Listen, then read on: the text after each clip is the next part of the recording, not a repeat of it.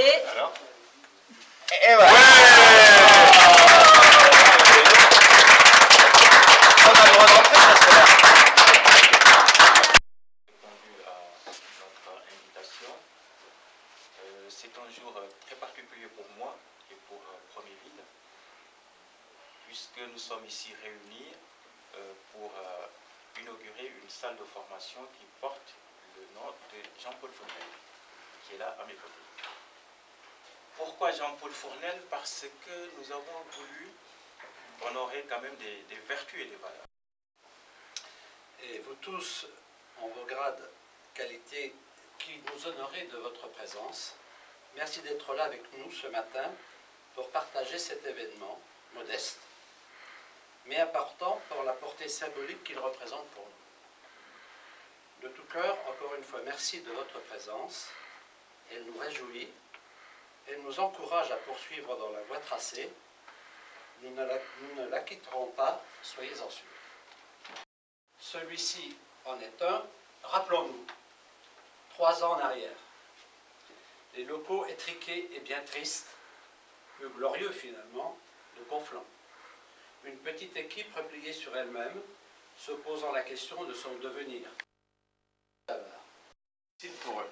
Et c'est donc notre ambition que de construire, on en parle, mais maintenant on va le faire, ce qu'on appelle la passerelle d'insertion, qui a l'activité économique comme support du réarmement, si je puis dire, en quelque cas, de la remise en dynamique des individus, s'ils veulent bien le faire, bien entendu, parce que vous savez très bien qu'on ne peut pas faire les choses malgré les personnes.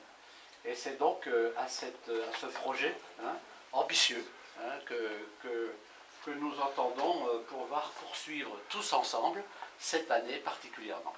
Merci. Toutes les personnes ici présentes de m'avoir convié à cette cérémonie très sympathique d'inauguration de ces locaux de formation et de professionnalisation. Vous l'avez dit, c'est vrai que je suis très attachée à la politique de médiation sociale que l'on mène au travers des volets différents des contrats urbains de cohésion sociale. Je vous remercie de m'avoir à plusieurs fois indiqué que je vous avais soutenu, alors pas à titre personnel, c'est vrai que dans la politique que vous avez engagée, les actions que vous avez engagées correspondaient aux orientations aussi définies dans les contrats urbains de la cohésion sociale et aussi dans les orientations de la politique de la ville que nous avons à mettre en place. C'est vrai qu'aussi, à titre personnel, j'ai porté un regard très attentif sur l'action que vous menez. Dont nous disposons, l'équipe Mission Ville que vous connaissez, qui est très réactive et très impliquée, très engagée, des adultes relais et des médiateurs. Donc on va monter en puissance.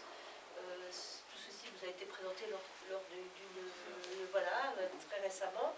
Donc là, on voit bien l'importance que l'État, en tout cas, accorde à ce grand volet de la politique de la ville. Et puis, alors, pourquoi ma présence dans le 95 aujourd'hui de la politique de la ville.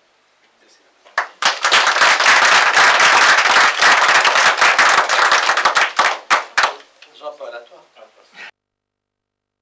Un certain engagement que j'ai eu pendant quelques années, et notamment pendant les années noires de Premierville, mais je peux dire tout de suite que j'étais loin d'être le seul à apporter cette aide, au moins morale, à l'équipe qui est restée en place.